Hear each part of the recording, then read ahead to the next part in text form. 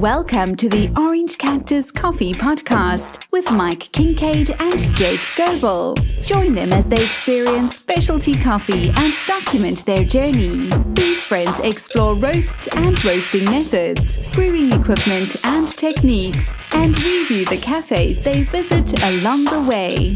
Thanks, Brioni, and thank you for joining us for episode 76 of the Orange Cactus Coffee Podcast, where Mike and I talk a little bit about introducing some of the bar elements into coffee. We talk about our recent experiences, and we hope you enjoy it. Let's go ahead and jump right in. Are you ready?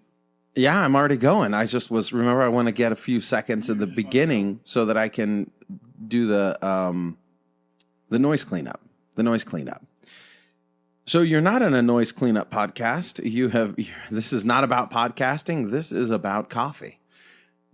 What? Are you not? Are we not going? We weren't going. No. Oh, are you? Are we going now? No. Okay.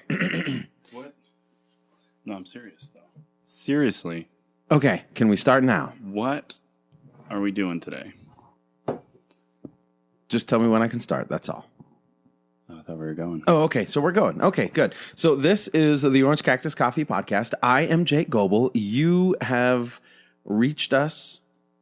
Hold on a second. I'm Jake Goebel. I'm sitting here with Mike Kincaid. Stick to the script. My name is Jake Goebel. I'm sitting here with Mike Kincaid, and this is episode 76 of the Orange Cactus Coffee Podcast. We are a little bit discombobulated, as you can probably tell. If you listen frequently, welcome back. If this is your first time listening, welcome. But if you listen frequently, you know how eloquent Mike and I both are, and we're normally very well put together. Lots of notes, lots of guidance, lots of direction. We don't just show up, sit down, and wing it, right? We don't do that. We wouldn't do that. But so anyhow, there might be just a little bit of that going on today in this particular episode. But we've still got a lot to talk about. A lot to talk about. The first thing that I want to kind of break into is this article, Mike, that Mike was referring to before we hit record, was about the Blue Bottle Cafe that opened in Tokyo, where folks are waiting 4 hours in line, 4 hours for their pour-over coffee. Yeah, it was an older article, but they said 4 months after opening, people were still standing in line to try these exclusive, coveted pour-over style coffees. Yeah, and I think that's pretty incredible. There was a barista, right? What did the barista say about it? About the details. Was that the same thing, or was that a different article? Barista? Oh, well, no, that was Mr. Freeman himself. The coffee legend. He was commenting, James Freeman, during an interview about just some of the design, the aesthetics to their cafes.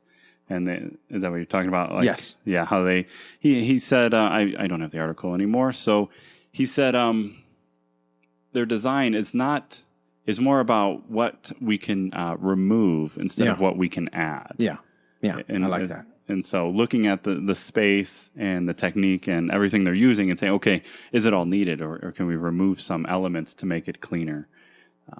Was the approach. But then he also mentioned another comment because they followed him to one of his favorite cafes there in Tokyo. And he was pointing out to them the purpose behind some of the movements. Everything had been thought out. That not only did they heat the mug, but they would splash a little hot water on the saucer that they served the mug on so that the mug and the saucer were heated equally. Just those simple touch points, he said, were a big inspiration for how he's wanted to have his coffee shops. And now we know more recently, he's come out and said that they want to be the next Starbucks, but with quality. Yeah. And so that's interesting, because someone said, can you scale with such detail and attention to that detail on as large as Starbucks? Yeah, I don't know, but there's only one way to find out, and that's to try. To execute that. What I really love that, considering each and every touch point, that's where what I wanted to get to. That's what I wanted to get at. And I wanted to share our journey a little bit on our considerations for these touch points. And so we've been on this journey of exploring specialty coffee and documenting our journey. We've also been considering the why behind opening a cafe, roasting coffee. Why do we want to get into this? Why do we want to do this? Is it just to make a buck off of coffee? Is it just to provide a caffeine delivery system? Or is it to do more? Is there something more behind it? Customer service oriented, creating incredible coffee experiences, those types of things. Mm-hmm. And as we think about those things more and more and more, we're forced to consider each and every touch point. When we think about opening a cafe, we think about, well, what kind of coffee are we going to serve? Preferably our own coffee, but what is that going to look like? What's the menu going to be? What is the recipe for each of these menu items? What about the mugs? What about the cups? What about the floor? What about the tile? What about the countertops? All those different things. And there are guides out there that give you everything that you need. Yeah, you can buy it. I'm holding one of them. Comes with a handy dandy. Holding one of them. It says Espresso Business Success Program. And I'm not downing this at all. At all. There's some things in here that we've not considered, like, making sure that you have an anti-fatigue rubber mat for behind the counter. Oh. Not the first thought on my mind. I've got one on my Amazon wish list. So I've got one up in my kitchen. So for doing dishes, yeah, I stand on an anti-fatigue rubber mat. You need one that allows water to pass through. That's exactly what I need. Yeah, that's exactly what I need. Yeah, and so there's a lot that goes into it. But one of the things we don't consider, and frequently you see it in cafes, when you see the system. When you know the system, you can identify the system. Yeah. When you see the 3 flavor of smoothies, you see the 3 sizes, the 12, 16, and 20 ounce, you know that they're just following the outline. They're following the program. And that includes, buying a case of 12-ounce hot cups and dome lids, a case of 16-ounce cups and dome lids, 20 ounces, and just kind of going with whatever's presented. Yeah. You've got the hot, you've got the cold. Make sure you have all these things. Make sure you have a case of Guittard dark chocolate syrup with a pump, 1 case of Guittard white chocolate, 1 jug of caramel heavy syrup, and you get these things. The recipes are in there. 1 shot of espresso for a 12-ounce beverage, 2 shots of espresso for a 16-ounce beverage, 3 shots of espresso for a 20-ounce beverage. So no wonder when we go into some of these places and we ask them why they do things, they don't have an answer because they haven't considered those elements of the recipe. So if you go into a cafe and you ask them, why do you have 1 shot for 12 ounces, 2 for 16, and 3 for 20? Mm-hmm. Most likely they don't know. Let's say page 26 of the manual said so. Exactly. We've just got them. We've got this system. It's designed for speed. It's designed for maximum profitability. It's designed to bring espresso-based beverages into America. That's what it's about. That's it. But I just wanted to highlight one line on this page. We want to do something a little different. Go ahead. Absolutely. Well, this is fun. Yeah. This is just fun. Up at the top in bold, all caps, it says, please make sure that you have all of these supplies, ! And then it goes, there cannot be an excuse for not having any of these items when I arrive for opening and training on your site. He's scaring them. I'm scared. I better get these. Yeah, you better. I better not miss any of this. It's the system. He said, get one of these. 1 mop with mop, wringer, and bucket. And frankly, it's a proven system. It sure is. That's why. It why. is a proven system, proven for profitability. 1 broom with scoop. This is what you want to do, you're good to go. If this is kind of what you want out of your coffee business, so be it. We want something a little bit different. Our why is different. Our why is not just to get into coffee and make money from it, obviously, because we're not making any money. We're laboring in obscurity and poverty for the good of all humanity, to bring better coffee to the masses. Too much? Yeah, probably not exactly true. But so here's the thing.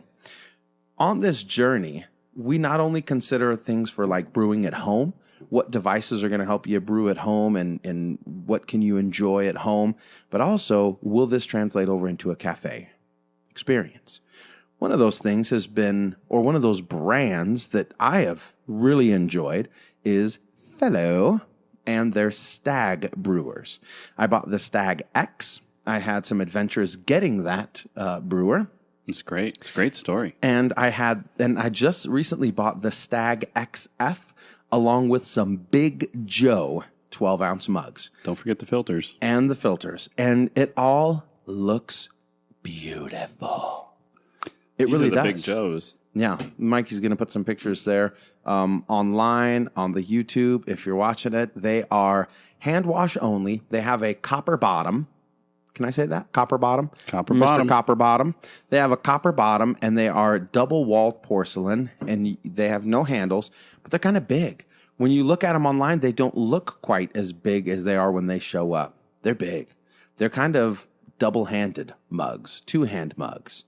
You can get a good solid pinky and ring finger underneath, kind of on the bottom, to help you hold it. There's some mass there, but they're hand wash only. I don't know if I mentioned that or not. Hand wash only, and they're a little awkward, and I don't see them being used in a cafe setting. No. I just cannot see using these in a cafe. Even if, we discussed if you wanted to have like the experience section where you highlight, a special roast and you prepare it in front of them and it's more of an occasional thing. Yeah. And you don't mind using hand wash only equipment. That might be cool. It's all part of the experience. I still think even in that setting, they're just uncomfortable to hold. Yeah, but they're beautiful to look at. They fatigue the wrist. And so we'll get to a conclusion here in just a moment. So what is the question? So what? The Stagg XF is a taller version of the Stagg X. Yeah. It is not wider. It's just taller? It's kind of more narrow. So it's a narrow dripper. Yeah, so you can fit more beans and more water in there. And they kind of want you to do the single pour method and then just kind of let the water drain out. That's kind of the methodology with the Stagg XF. However, and there are custom filters that come with the Stagg XF. Yes. I bought these custom filters. You sure did. And when Mikey came over today, I brewed him some coffee on the Stagg XF, roast and ratsies. Yeah. Little bit of geisha that we still have left over, and tastes very good. It does. And I've so the brew method was good. Mm-hmm. Made a good cup. Yes. You've got it figured out because you've used it a little bit. Talk to me about the filters, though. They're great. Yeah, they are great. What about getting one separated from the other massive filters? What about using it? What about actually the practicality of using this beautiful device? A single filter, away from the others. 6:30 in the morning when you're half asleep and you just want to brew a cup of coffee. It was quite challenging. You handed me a stack, which they were so tightly packed together. I thought maybe there's like 4 or 5 here. Yeah, there's a lot more than that. There's more than that. There's a lot more than that. Like 20. And then my second thought was, Jake, he's not always the most clever guy when it comes to stuff like this. Anything in life. So let me just kind of, nonchalantly help the simpleton out. Take one filter and show him how this works. Yes. And prove it's just him. Thank you, master. Well, that was not the case. I got one side separated. Unfortunately, and it goes against every grain of who I am as a person. You have to kind of ruin the shape of the filter because it has the folds, right? The ruffles. It has ruffles, in order ridges, whatever you want to get call it to separate from the rest, the pack of filters, and then you have to reshape it. Yeah. In order to put it inside put it back together, and then put it in the dripper. Yeah. And it just, to me, it's like, it makes me feel bad inside. Yeah. That I had to do this just to get a filter. It is a pain. It's a pain in the butt to get a filter out away from the rest of the filters in order to brew with. I tried blowing on it. And then once you kind of pre-wet the filter, and I don't think they recommend to pre-wet it, but you pre-wet it and the water doesn't drain very well. So you kind of got to end up turning it over and dumping the water out of the cup, maybe getting the saucer warmed up, whatever. But then once you finally get all that done, using it is okay, except that the ridges are so tight in the filter that coffee gets stuck in there as you fill it up. So there's no way to get all the beans into the pool. Yeah. You end up with dirty crevices. You showed me. I showed you my dirty filter crevices. Come look at this. Come look at this, Mikey. Will you look at this, please? Look at. So I confirmed. Yep. Yeah, that thing is dirty.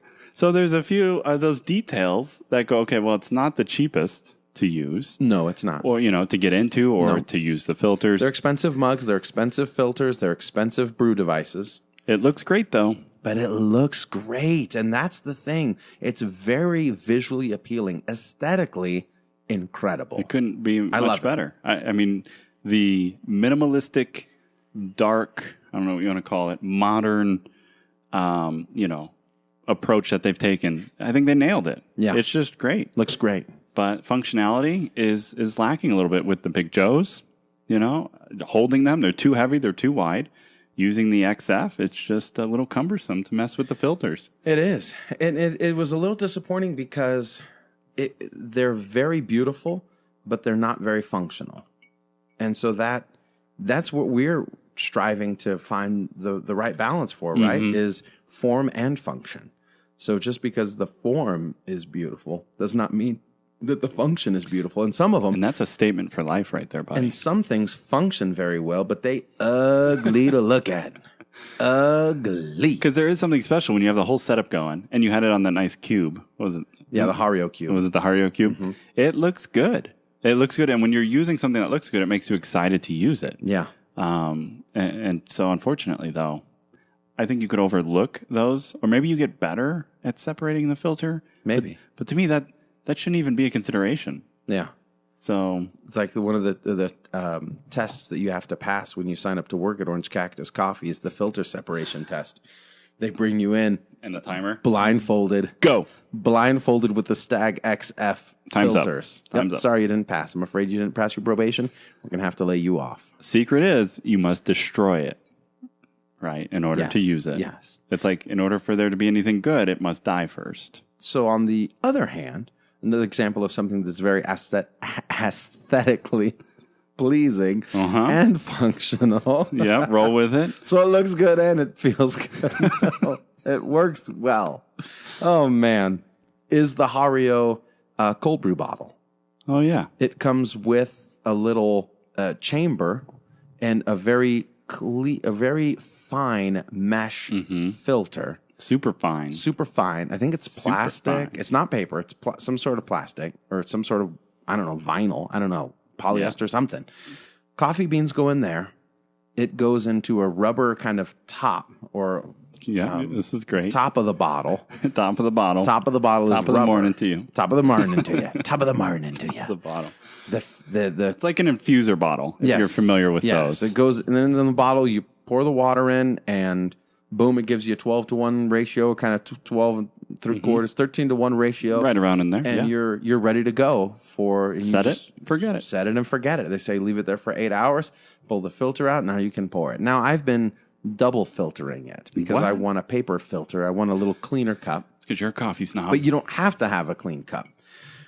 So it looks beautiful. In fact, it looks great. Like you said, you want to make more cold brew because it looks so cool. Like the Toddy or the which one do you have? The Filtron. The Filtron. But the Filtron's a cool name. It's like a cool Optimus name, Prime. but it doesn't look the coolest. Looks like you're throwing your grounds in a bucket. Yeah, it looks like you're just putting something in a bucket. The bottle looks cool. The bottle does look cool. The bottle looks cool. And then once you take the grinds out, now you have a serving vessel as well. This beautiful, it looks like a wine bottle shape. Yeah, it's to cool. serve your cold brew out of. So it looks good. It's exciting. How much you pay for that guy? About $20. $20. $20. That's very reasonable. What'd you pay for the XF? I don't even remember. Probably $60, $50. Something I don't around there. know. I try not to keep track because I love Fellow.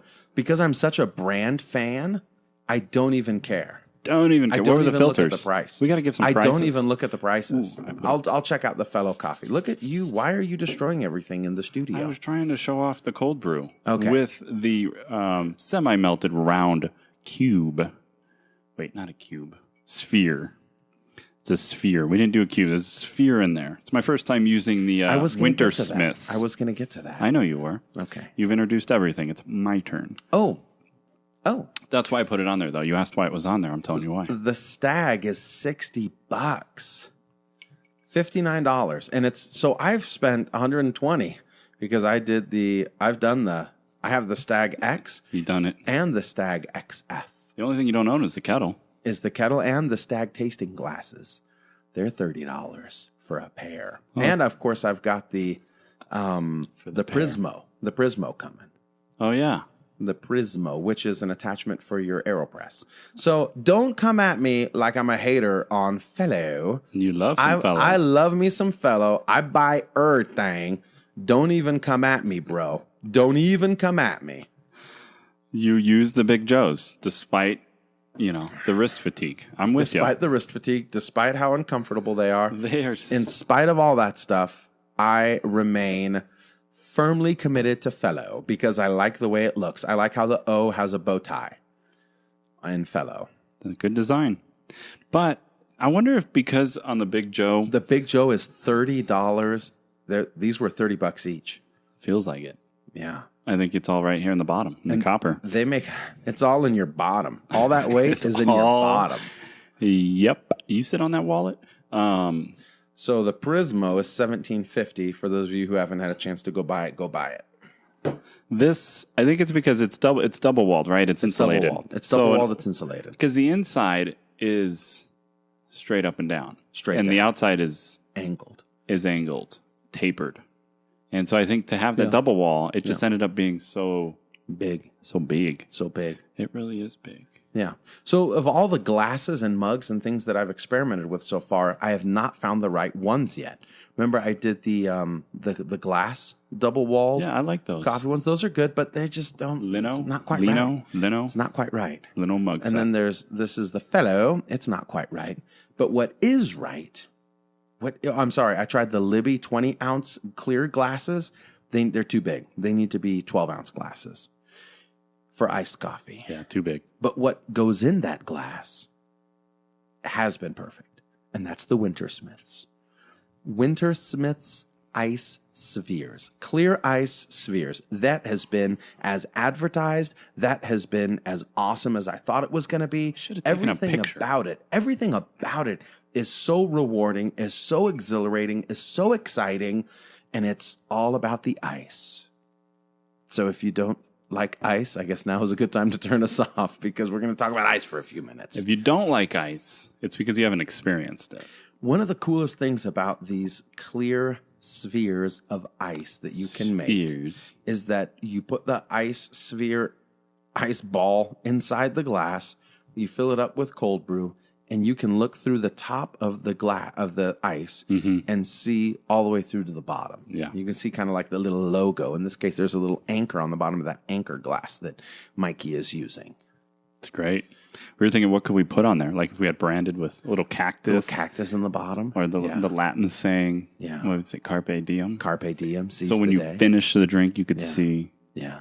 Boom. While you're drinking it. Not only are you getting caffeinated and energized by the content of the beverage, but also you're seeing all these little psychological warfare going on. No, the little psychological cheerleaders getting you ready to go subliminally, subconsciously, telling you to seize the day, telling you you're awesome, telling you you're gonna have a great day. Can we do just one that says "Now what"? Now what? What? How about blueberries to the face? So 2 people I had to call today, by the way. I had to call and check on a football equipment order, and I had to make a call for the bank. And both times, the both people I spoke with were like, "Oh, wow, you're pretty excited today. You sound happy." And I'm like, I'm always happy. It's not what's wrong with me. Why is it that I'm doing what I love? I'm enjoying life. I'm loving life. I'm highly caffeinated, highly energetic when we're talking on the phone. I'm not depressed, but the problem is with me. Yeah, what's wrong with you? You're happy. You're in a good mood. You're at work. What's wrong with you? It's like, no. I think it should be reversed. In fact, this part-time retail job that I haven't given the company name out, but I think smart people have figured it out already. Everyone is depressed and angry and mad and blah. You mean normal? When I show up. Apparently that's normal. I am abnormal, anti-normal. In fact, one person came, I've heard about you. You're the one that says sir, that calls everybody sir and ma'am and smiles a lot. I was like, your reputation precedes you. Yeah, I've been here for 3 days, and that's what people know about me. Wow. That's crazy, isn't it? It's insane. It's a reversal. It's a flip of, what should be and should not be. Yeah. In fact, one group said, we were warned about you, that you had a lot of energy. You set the bell curve high. Yeah. Like, that guy really wants to be here. Stay away from him. They're like, dude, productivity's graded on a curve. Slow down. I don't work fast. I tell people all the time, I'm new. I'm slow. But I'm happy with the pace that I'm at. You're I'm happy, not slow. I'm happy with the pace that I'm learning. I'm content to go through the process of learning. If I have to, because I'm working in a retail establishment, that means, you have to stock things and put them on display for consumers. So if you don't know where something goes, there are tools, there are little scanners where you can scan and it will tell you where it goes. That takes time more than seeing something and knowing exactly where it goes. Yeah.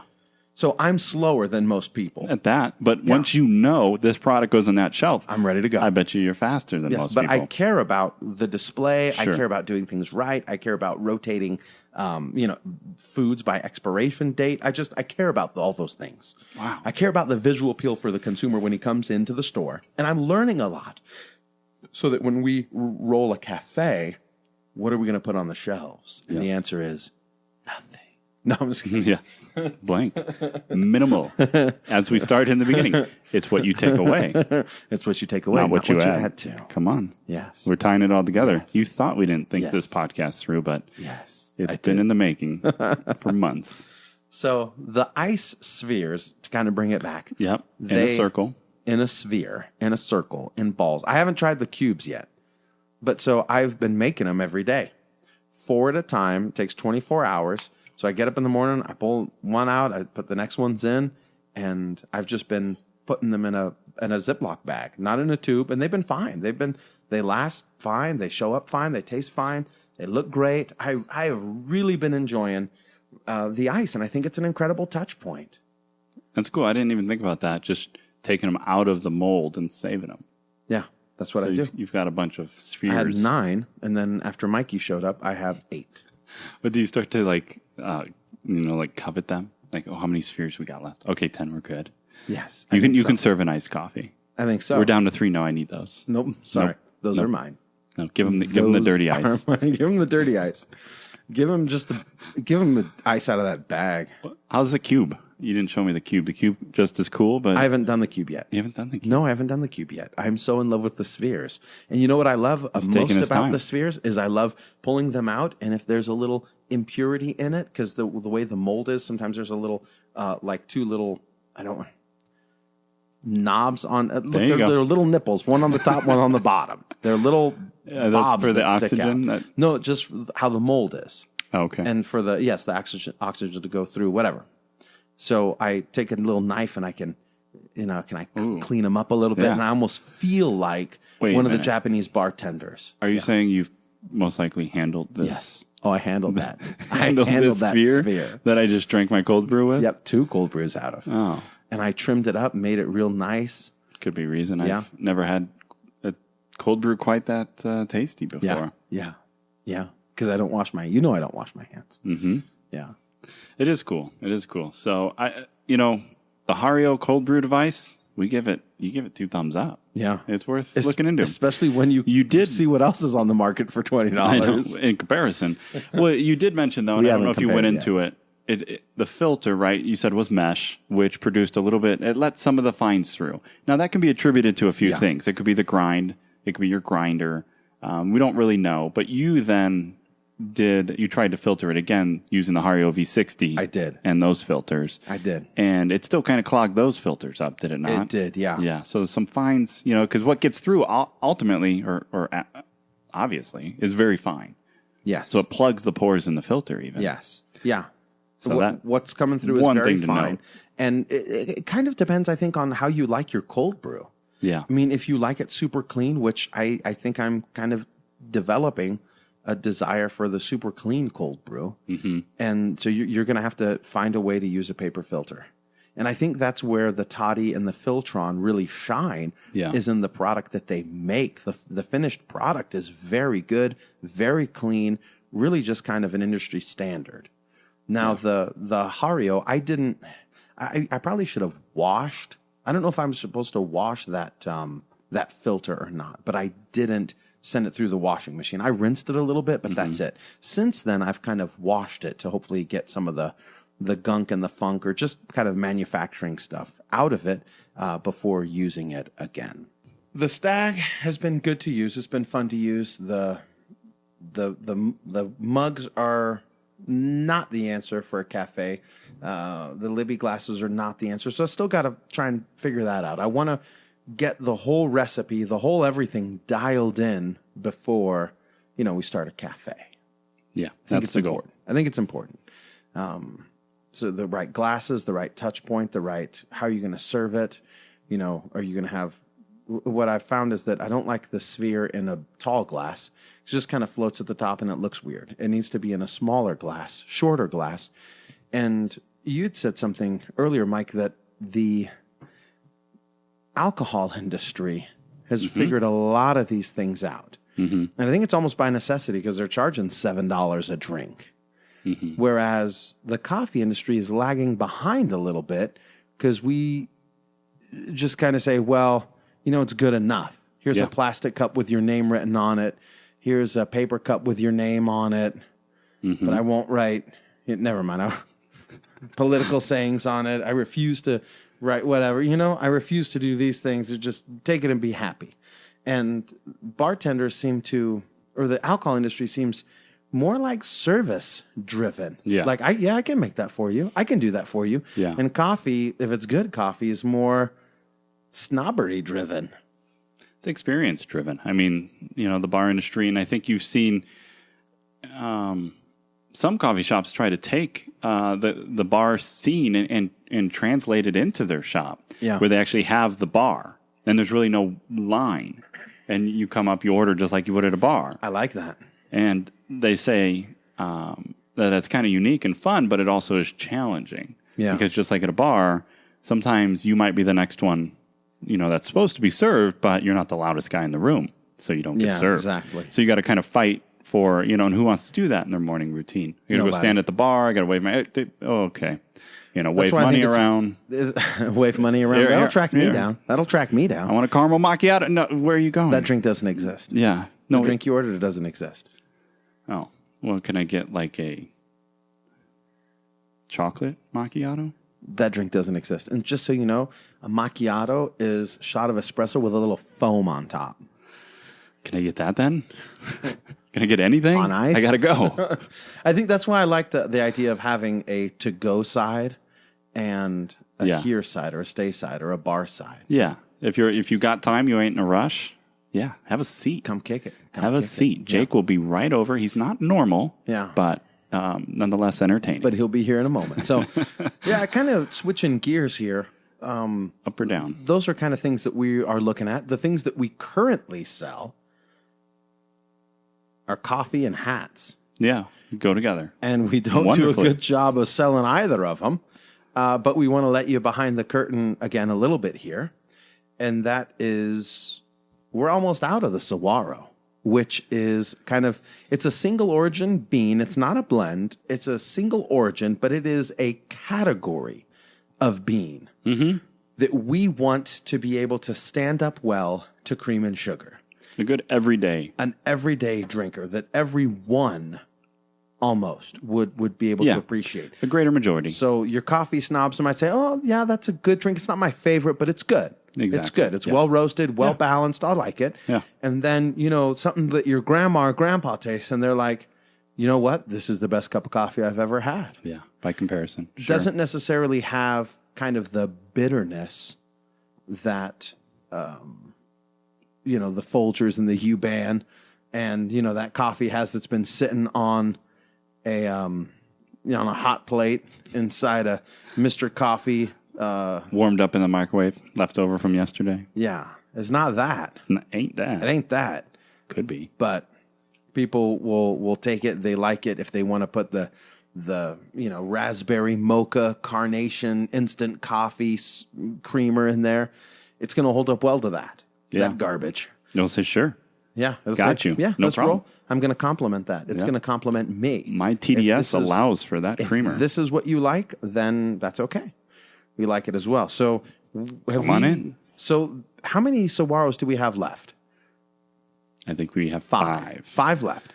So I'm not saying that you have to order them, but I'm saying if you want to try the Costa Rican and you've been kind of waiting, if you want to try this Costa Rican bean that we have right now, you got to jump on it or I'm going to drink it all. Just Yeah, just it's going to straight happen. up. It's going. Just straight up. We're on the hunt for the next. We're on the hunt. And I've actually enjoyed. That's what I'd like you to get into and speak about a little bit, Mike, is tell us what you've learned kind of in the last 8 months of roasting, or how long you've been roasting? 6 months of roasting, going from the Be More to the ILEO, hunting out at Cafe Imports and Sweet Maria's and looking into Bodhi Leaf.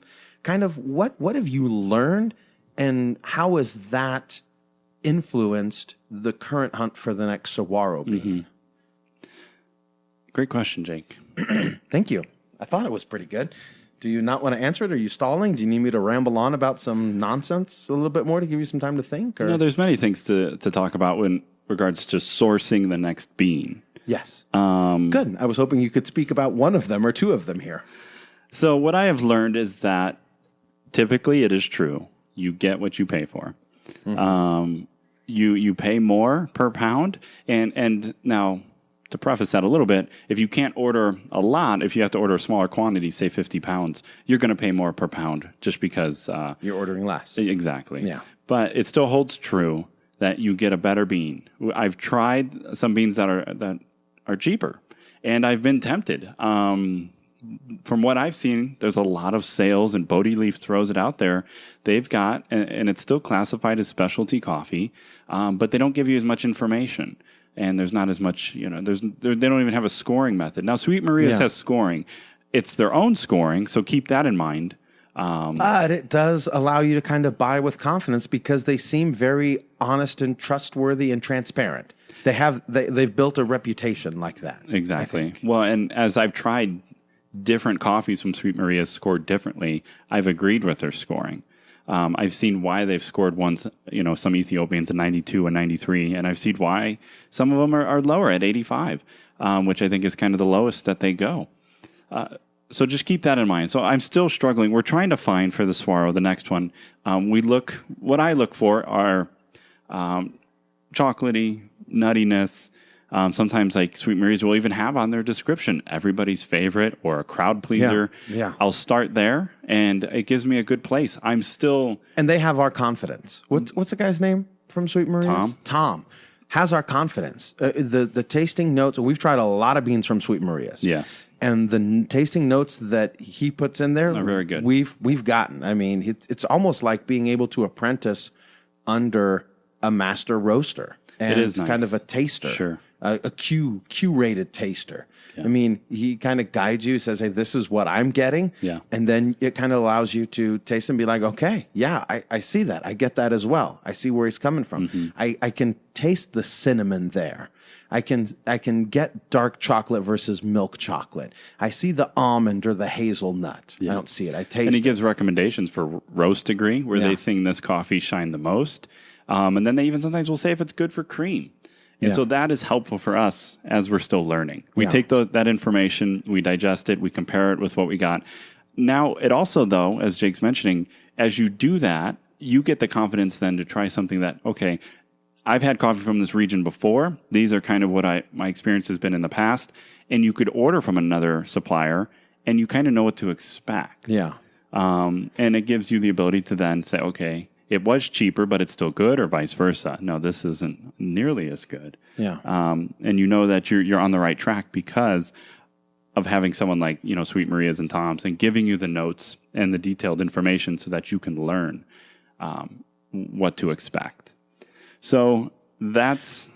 Yeah. Did you have some more? Because I've got a thought there. Go ahead. Something else I wanted to share. Is that our desire kind of to find, I don't know if we're trying to find cheaper beans, but we're trying to find a good balance of high quality bean and paying a fair price for things. I'm trying and then at the same time, acknowledging the fact that if we really want to turn this into a business, we need to be profitable. Sure. We need to be able to sell the coffee for more than we spend. And that's called a profit margin. I'm still trying to understand along the same lines that coffee that is sold at, let's say, anything less than $5 a pound, even at scale, that's a little different. But if you factor that in, and it's still technically a specialty, Is that just as good? Is the common person going to say, I think this 85 point is just as good as this 89? There's not much discernible difference. Yeah. But yet you're paying $2.50 less a pound. Is that a smarter business decision? Yeah. Or is your conscience saying no because you know it's not as good coffee and you can taste the difference, and anyone that's been in coffee for any length of time can taste the difference? That's what I'm still trying to figure out. For the most part, it seems to be true. Like I said, you get what you pay for. And I think you're right. And I think it's important to do right. If you can pass some cost savings on to the consumer, I think you should. But there's a limit to that. Mm-hmm. There's a limit to because eventually you have to. I mean, if you make one sale and you make $1,000 profit on that one sale, then you only need one sale a month, 2 sales a month, 3 sales a month, whatever. Mm-hmm. But if you are making $1 profit on a sale, then you need 1,000, 2,000 sales. Exactly. And that's how companies like Costco, Walmart, Sam's Club, they keep prices low, but they move a ton of volume. Yeah. And the volume is how they become profitable, is how many widgets they can sell. Even if there's only a 15-cent profit on that widget, I sold 1 million of them today across the world. That's why I'm profitable. Yeah. I'm going to take a loss on this widget because I want to get rid of it and I want to keep cash flow coming in. But over here, the Wadget, I'm making more profit on the sister product.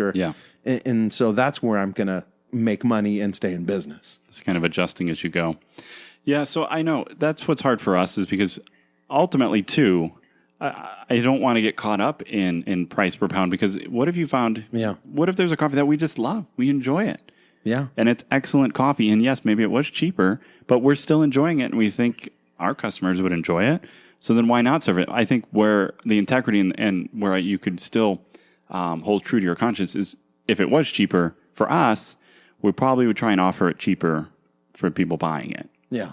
I mean, that ultimately, I don't think that would be not me. entirely. I'm going to mark it up.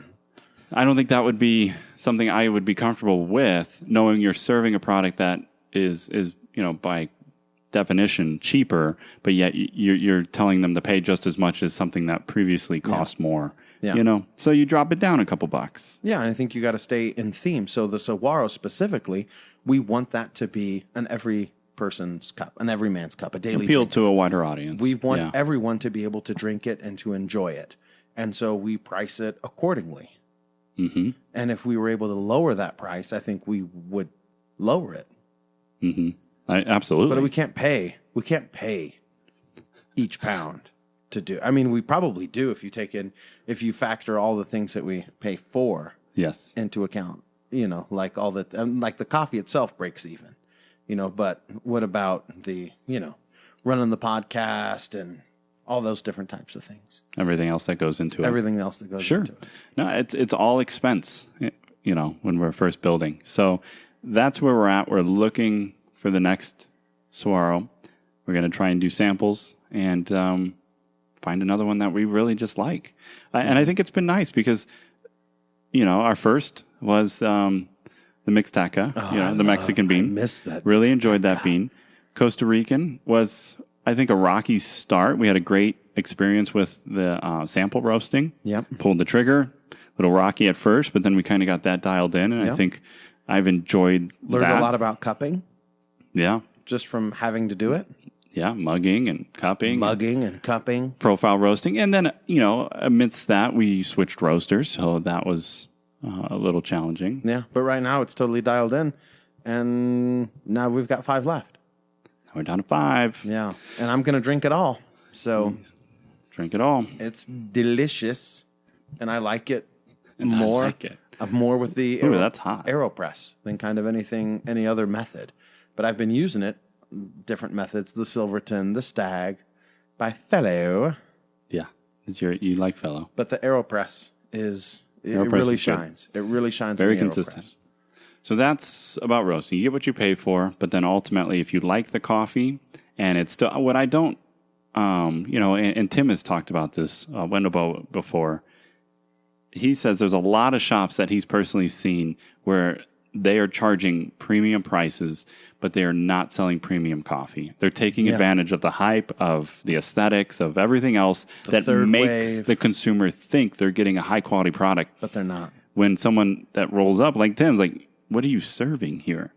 And that's why he's always published his expense list for his green, which is something that's very rare. Yeah. But he wants full disclosure. I paid this for this, and that's why I'm selling it at this, because I got to make a little money, but we're also paying the farmers a fair price. Absolutely. We wanted to establish healthy relationships with the farmers. But I think that could be a little tough, because not everyone on the outside understands all the expenses a business goes through. Yeah. Like, you're charging me double what it costs you? Well, yeah, but I've got overhead, I've got employees, I've got insurance, I've got, you know what I mean? You've got all these things that a consumer, unless they've run their own business, don't realize. You have to generate all that revenue from that drink right there. Yeah. You know what I mean? Or that scone, or that drink and that scone. You know what I mean? So I wouldn't eat that scone. I wouldn't eat that scone. No. Come back 3 weeks when our new baker starts. Exactly. Right? So I think that's cool. And I think I want to try it anyways. No. No. In fact, we'll pay you to not try it. What you need is a large hot coffee. So I think that's where the disconnect comes for me. When somebody says, hey, we're a specialty shop, but they are not serving, quote, specialty grade coffee. And or it doesn't taste like it. Somebody's screwing it up along the way. Wow. You're passionate about that. That's what they say, right? You can't add anything to a good green bean. All you can do is try and minimize what you take away from it. So when they're processing it, they're trying to keep the integrity of the bean and accentuate certain flavors through the process. Yeah. But the process by which it's going through degrades it a little bit. It's just inevitable.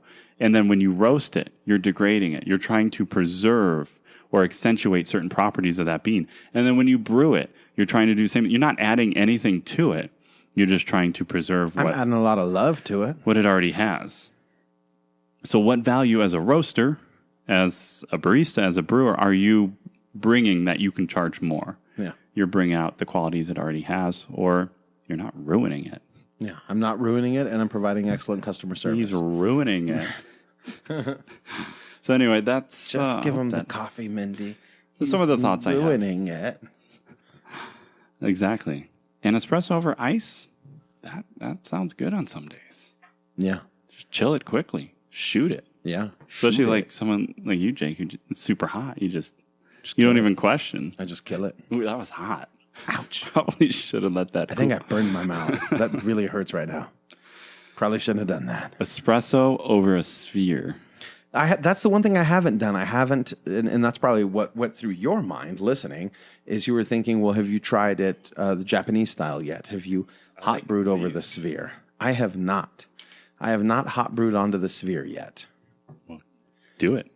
Hot brew on the sphere, and I haven't hot brew on the cube. I haven't weighed the sphere out yet, so I don't know what it brings. Because like if you're serving a 16-ounce cup drink, and that's what Starbucks got in trouble for, right? Yeah, they're serving you a 16-ounce supposed, leaving room, and for your condiments. So you end up with a 12-ounce drink, but you paid for a 16-ounce drink and whipped cream. And so it's like slathered in whipped cream. Weigh it. That's the only way I think you do it right correctly is you weigh it. Mm-hmm. So that's what I've been experiencing. I've been trying to dial in my daily drink or my morning coffee. Every cup that I make, I'm trying to dial into exactly 10 ounces out. Yeah, it makes sense. And right now I'm at 22 and 330. 22 grams of coffee, 330 grams of water, and I'm getting about 280 something grams of coffee liquid out. Yeah. Liquid out. Gotcha. Yeah. Nice. So if somebody says 1 to 12 ounces, you give them, 12 and 3/4, 12 and a quarter, 12.05, whatever. Yeah. But they're getting at least 12. They're getting what they pay for. They're getting at least 10. 10. They're getting 10 ounces into this cup. Mm-hmm. This cup right here. It's a 12-ounce cup, but you're getting 10 ounces of liquid. That way you have room for cream and sugar if you want it. Yeah. So rolling on. Can I throw something out there real quick? Yeah. We pivoting again? Yeah. Or either that or we're finishing up. Well, we can finish up, but I just wanted to throw something out there. as many of you now know, there's been Harvey has hit. Hurricane Harvey has hit Houston. Yeah, and Houston area. It's been devastating for a lot of people. Yeah, the flooding has been intense. Yeah, we know some people there that we work with that were impacted, though not extensively. We also have some other friends that we've met through coffee that live there, and there was just one thing that we thought we could throw out there, and it's that a lot of these businesses, and it's just not coffee businesses, it's any of the businesses and the people that live there. But, because we focus on coffee on this show, we wanted to highlight a few of them that are down there that once they're back up and running, you could support just by ordering coffee. And if you've never tried them, might be a good excuse to give them a try.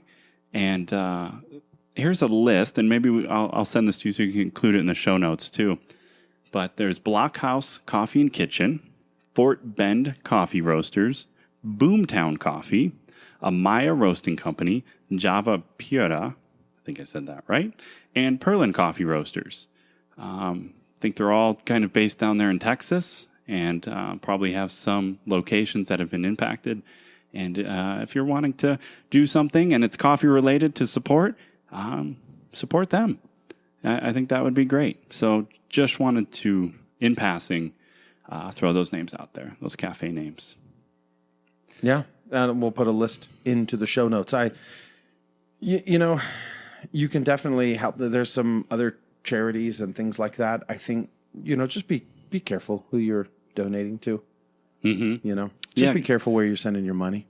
Just know, because I don't want you to get taken advantage of, and I don't want fraudsters to get rich off of the suffering of others. So. And they sure will try and exploit it. Yeah, absolutely. They're already trying to exploit. So, and then lastly, we'll finish. I have a brew tip. And wait. A brew tip of the week. Brew tip. Or like a brew tip of the month. Well, maybe we have 2 brew tips because we can't. So, one of our videos, previous episodes, we talked about bulletproof coffee. Ooh, bulletproof coffee. Which it wasn't nasty by no means, but it wasn't our favorite. It wasn't nasty? I don't think it was nasty. You thought it was nasty? I haven't had it again.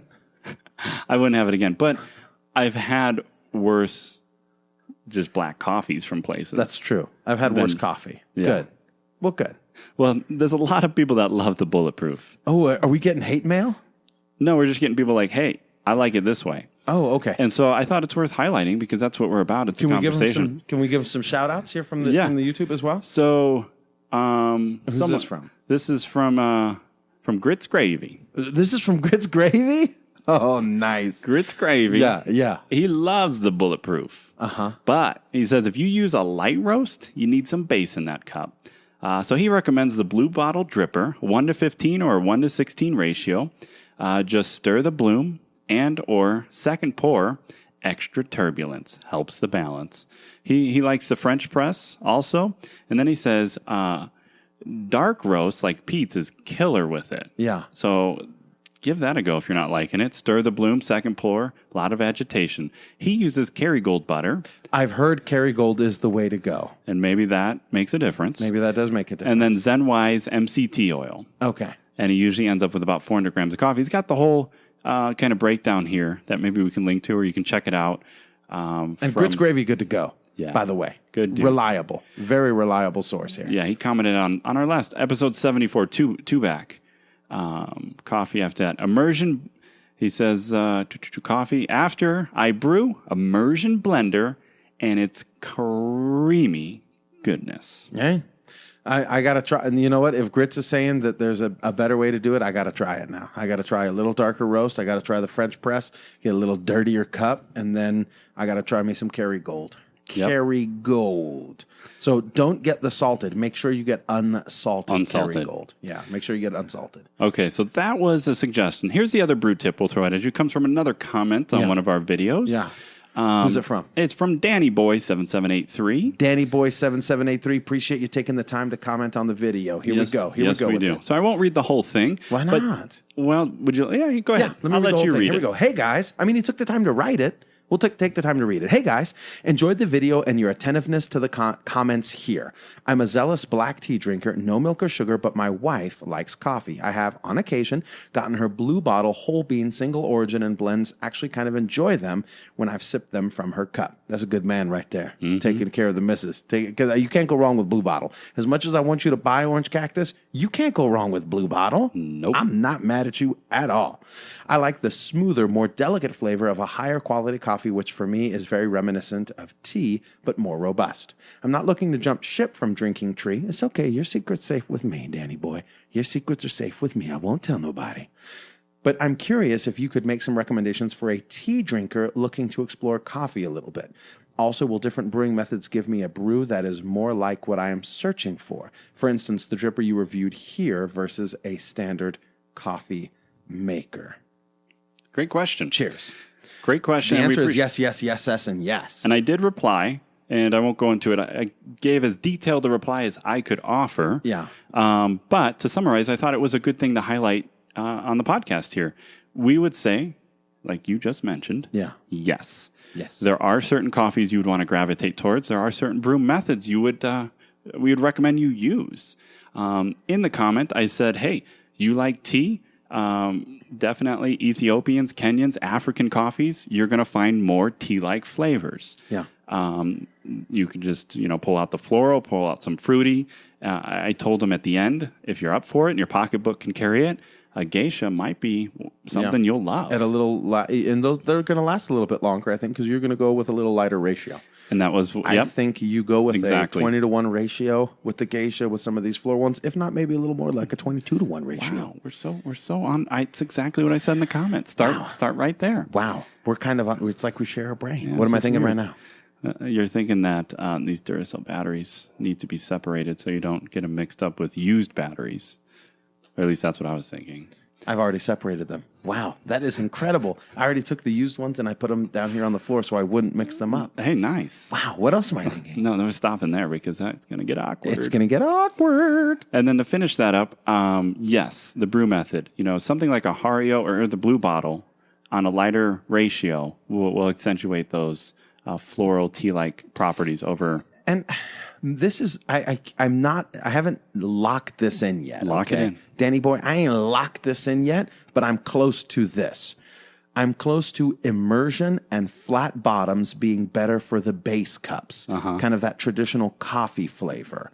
And I'm almost down to pour overs with shorter brew, each pour kind of a little less on the pour, and an angled brewer. Yeah. Like the Hario straight V60. through drip, no, nothing holding it back. Yeah, nothing holding it back, but a more controlled pour. So you got to be a little bit more deliberate in the pour. I'm thinking Hario V60. Yeah. I'm thinking the Yama Silverton is immersion, but you don't have to use it as an immersion. You can just open it up. But if it looks like a cone upside down, then you're good to go. Even better. And I thought something I didn't mention in the comments, because I didn't want to get too complicated, even though it was quite complicated. The Chemex with the paper filter, super clean. Yeah. You'll get a nice cup from that, which fits with what you're saying. But I think the flat bottoms, you'll still do all right. Full immersion, like the Clever, in my French analogy, press. my analogy breaks down for the blue bottle because that thing brews everything perfectly. Well, it sits in the pocket for everything. Yeah. But I think you still might be onto something. Yeah. So anyway, I thought those were some good, some feedback, and wanted to share it. Yeah, appreciate you guys. Appreciate the comments, and we do our best to answer every comment, every email. Sometimes it takes a little bit longer than others, depending on what work schedule and life's got going on. But go ahead and hit us up. Keep hitting us up. Please, because enjoy we're here for you. It's a conversation. Yes. We don't know everything that comes out of our mouth, but it's true. Oftentimes we do. And there's two of us, so Mike listens and I talk. That's true. Because you have 2 ears and 1 mouth. Yeah. No, I do a lot of the listening. Yeah, you do a good job at that. All right. Well, let's not screw this one up. Until next time. Until next time, indeed. Thank you so much for listening to the Orange Cactus Coffee Podcast. There are show notes that you can find at orangecactuscoffee.com/. episode 76. That is 76, where you can kind of get a link to all the things we talked about, the Wintersmiths Ice, the Hario Cold Brew. You can find our King Cup. You can find all those different types of things. And just a little shameless self-promotion plug, the Saguaro is almost gone. We only got a few pounds of it left. So if you'd like to try that coffee and support the show, please, by all means, head over to orangecactuscoffee.com/shop and pull the trigger. We'll get it on out to you. Christmas in the mail. Christmas in the mail. But if not, appreciate you listening. Catch you next time.